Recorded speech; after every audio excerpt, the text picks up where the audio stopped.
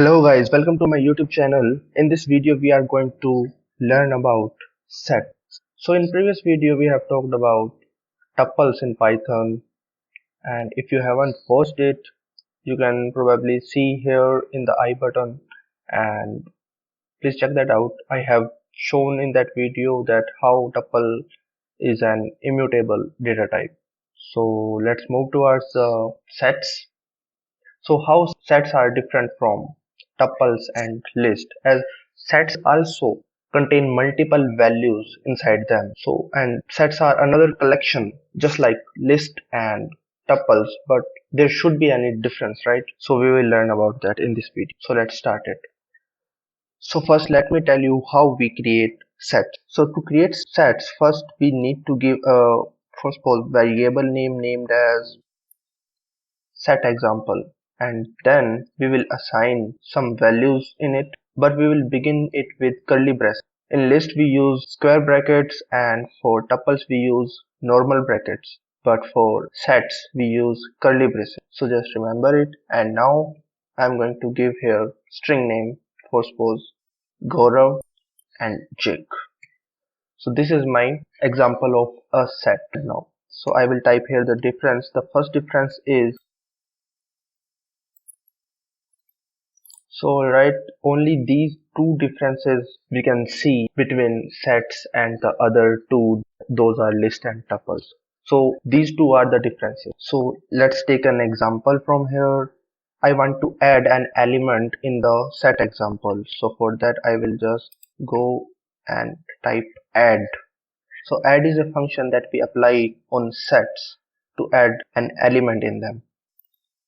And now if I print out set example, let's see what I get. So here you can see sets do not hold orders. So my first element was Gaurav, but I get Gaurav at the second position. And when I add the element, it can be added at any position. It can be added at first, or it can be added as second, or it can be added as third position.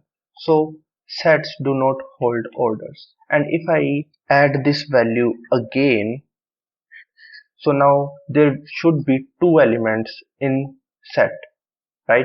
But if I run it, you will see that I will get exactly the same set here. Why? Because I do not get any error here. So this is the property of sets, that sets do not contain any duplicate value. If it has any duplicate value, it will remove it and show you the unique values on. I hope you are getting it, but I'm giving you one more example. So here you can see I have three values of 5, three values of 6, and one value of 7, and I have created a set, as you can see from the curly braces. And now I will just run it. Sorry, I forgot to print again. I always forgot to print. If you watch my previous videos, you must know it. So now you can see I have got only one element and no duplicate value. Now let's remove any element from a set. So how we will perform that? So I will just type here example2 dot remove for suppose 5. I want to remove element 5, and then I will print out the example2. So here you can see I get only 6 and 7. So just remember it, if you type this example2 and you have given many of duplicate values, first of all the duplicate value will be removed instantly and you will get only this value in that example2 variable of set. So in that set you will get only these elements. So the duplicates will be completely removed. And when you will remove any element, for suppose I want to remove 5 here, so 5 will be removed from this. And when the 5 will be removed, you will get only 6 and 7. So I get that in the output. So why do we use sets? We use sets to compare elements. If we got the two sets, for suppose we have got two lists here. One list is here and the another list here, and some value in them. I'm just typing dot here for now.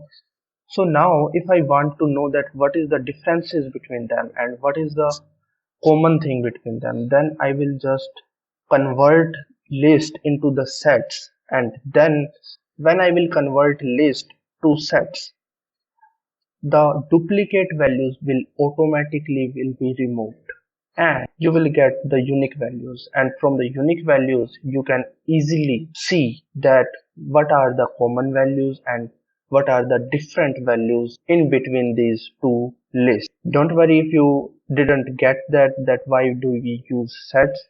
I will tell that in the next video.